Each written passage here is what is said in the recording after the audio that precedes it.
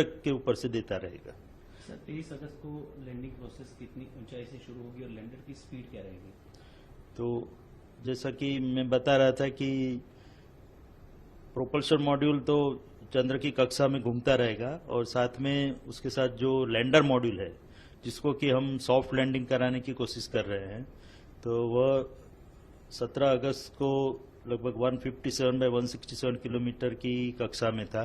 वो अभी 113 बाई 113 की ऑर्बिट में घूम रहा है और उसको 100 बाई 30 किलोमीटर की ऑर्बिट में जाने के बाद 23 अगस्त को 30 किलोमीटर की ऊंचाई से वह नीचे की ओर प्रयाण करेगा। सर लैंडिंग में कितनी मुश्किल हो सकती है और यदि 23 तारीख को कोई टेक्निकल प्रॉब्लम आती है तो क्या होगा सर? तो 30 किलोमीटर की एल्टीट्यूड या हाइट से लैंडर नीचे की ओर चंद्र की सतह पर जाने का प्रयास करेगा 23 अगस्त को, और उसके 2 घंटे पहले हम पूरे जो कमांड है वो यहाँ से जो हमारा बाइलालू अर्थ स्टेशन है वहाँ से अपलोड कर देंगे लैंडर मॉड्यूल के अंदर।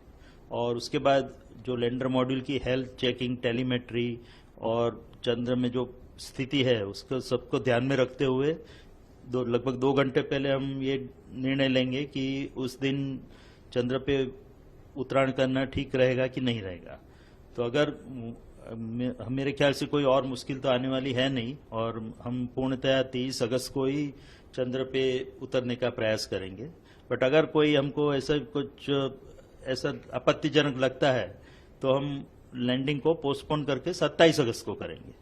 तो उसके लिए भी हमने पूरा सावधानी बरती है और उसके लिए जो भी कार्य करना है वो जो सब प्रणाली है वो सब भी तैयार रखी है। तो हम जो मोस्ट प्रोबेबली हम 23 अगस्त को ही उत्तरायण करेंगे, अन्यथा 27 अगस्त को। और 23 अगस्त को 30 किलोमीटर की हाइट से वो लैंडर नीचे उतरने का प्रयास करेगा। तो और उसकी जो वेलोसिटी होगी 30 किलोमीटर की हाइट पे वो लगभग 1.68 किलोमीटर पर सेकंड, जो काफी गति मानी जाती है, स्पीड मानी जाती है, उससे वो नीचे की ओर प्रयाण करेगा। और जैसा कि आपको पता है चंद्र का जो गुरुत्वाकर्षण है वो उसको नीचे की ओर खींचेगा। तो उसके बाद वो इसलिए हमको जो थ्रस्टर इंजन है उसको रेट्रोफायर करना पड़ेगा जिससे कि उसकी स्पीड कम होती जाए और धीरे धीरे जब चंद्र की सतह पर पहुंचेगा तब लगभग 0 स्पीड हो जाएगी उसकी। तो उसके लिए हमको इंजन थ्रस्टर फायर करेंगे। तो ऐसे 4 थ्रस्टर इंजन हमने लगाए हुए हैं लैंडर मॉड्यूल में। तो पहले 30 किलोमीटर से वो 7.5 किलोमीटर पे आएगा, वहां से 6.8 किलोमीटर पे आएगा। उसके बाद वो 2 इंजन हम बंद कर देंगे और फिर 2 इंजन से ही नीचे की ओर प्रयाण करेगा। जो 2 इंजन उसको रिवर्स थ्रस्ट देंगे, जिसके कारण जैसे कि मैंने बताया जब 30 किलोमीटर पे था उसकी गति 1.68 किलोमीटर पर सेकंड थी, वो 6.8 किलोमीटर तक आते आते 350 मीटर पर सेकंड तक हो जाएगी, यानी कि 4 गुना कम हो जाएगी। उसी तरह वो 6.8 किलोमीटर से फिर 800 मीटर तक आएगा और तब लगभग उसकी स्पीड जो है वो 0 मीटर पर सेकंड जैसी हो जाएगी। और उसके बाद सीधे 150 मीटर तक नीचे प्रयाण करेगा, जिसको वर्टिकल डिसेंट बोलते हैं।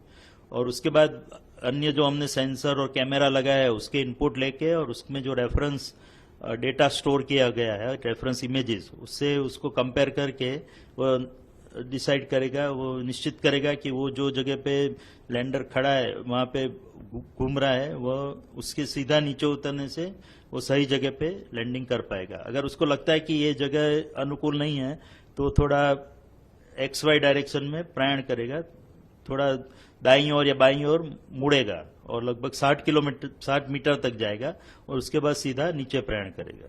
तो ये दोनों सिनेरियो हमने प्रोग्राम किए हुए हैं। और अगर उसको लगता है कि वो बिल्कुल ही अलग जगह पे पहुंच गया है, जिसकी संभावना काफी कम है, बट तो भी हमने उसके लिए जो बोलते हैं कि साल्वेज मोड, एक इमरजेंसी मोड भी रखा हुआ है जो उसको ऑटोमेटिक लैंडिंग की ओर ले जाएगा, जिसमें वो खुद ही निर्णय करेगा कि कौन सी जगह श्रेष्ठ है उतरने के लिए। क्योंकि आपको पता होगा कि हम साउथ पोल यानी कि जो चंद्र के दक्षिण ध्रुव की ओर जा रहा है, कि वहां की जमीन बहुत ही उबड़ खाबड़ है, उसमें काफी क्रेटर्स और बोल्डर्स है।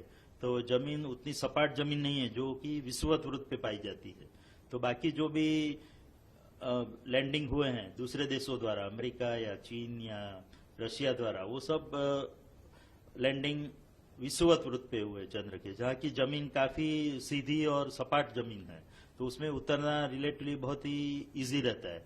बट उसको छोड़ के हमने साउथ पोल की ओर प्रयाण किया है 70 डिग्री लैटिट्यूड पे, और जो जहाँ की जमीन काफी उबड़ खाबड़ है, हेजार्डस है जिसको कहा जाए, तो उस जमीन में से हमको एक सपाट एरिया फाइंड आउट करना है, जो एरिया जिसमें उतनी उबड़ खाबड़ जमीन ना हो, तो वो फाइंड करने के लिए हमने 4 बाई 2.4 किलोमीटर का एक एरिया आइडेंटिफाई किया है, लैंडिंग साइट जिसको बोलते हैं, और उसमें उसको अलग अलग 24 मीटर के भागों में डिवाइड कर दिया गया है। तो और उसमें से एक जगह पे हम उत्तरायण करेंगे, यहाँ पे नीचे प्रक्षेपण करेंगे, और जैसे कि मैंने बताया वो जगह अगर ठीक नहीं है तो थोड़ी उसमें से ही लगभग 3900 ऐसी सब इमेजेस हमने स्टोर करके रखी है। उसमें से जैसा कि मैंने बताया वो 800 मीटर से सीधा नीचे वहीं पे उतर जाएगा, और खासकर वही आइडियल साइट है हमारे लिए। बट कुछ अगर थोड़ा बहुत अगर जरूरत पड़ी तो थोड़ी साइड में खिसक के दूसरी एक साइड पे जाएगा, जो भी